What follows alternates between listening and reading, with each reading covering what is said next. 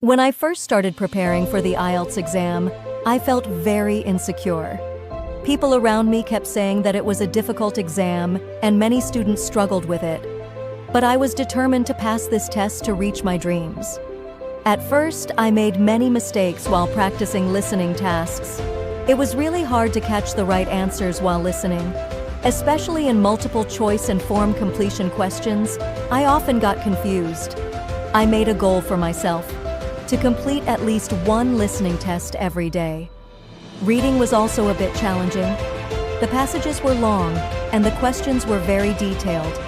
I especially struggled with true, false, not given questions. Later, I realized that it was important to actually understand each paragraph instead of just skimming through it. Writing was a completely different world. In Task 1, I had to describe charts, graphs, or maps. At first, I couldn't compare the numbers properly, but over time, I learned how to write about the overall trend and highlight the key features. Task 2 felt like a real exam.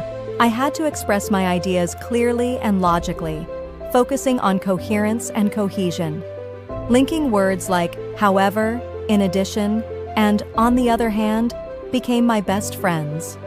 In the speaking section, I felt even more nervous. When I got the cue card, my ideas would get mixed up. But with lots of practice, I learned how to mention the main points quickly and speak without long pauses.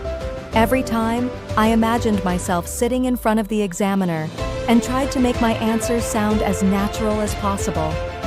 Finally, the exam day arrived. That morning, I gave myself a little pep talk. You can do this. The listening and reading sections went relatively well. In the writing section, I tried to manage my time properly and finished both Task 1 and Task 2 on time. During the speaking test, even though I was nervous, I tried to speak as openly and confidently as I could. When the results were announced, I couldn't believe my eyes. Band score 7.5, listening 7.5, reading 7.0, writing 7.0, speaking 7.5. It was a huge achievement for me because I had dedicated myself completely to it. Now, all the skills I learned for IELTS are helping me a lot in my studies and life. Every time I think about my IELTS journey, I feel proud of myself. But this was only the beginning. After receiving my IELTS score, I decided to apply to my dream university, Cambridge. I knew the competition was tough, but there was a small spark of hope inside me. I submitted my application. I wrote a motivation letter and attached my IELTS result and other documents. Days and weeks passed. I kept checking my email every day, but there was no response.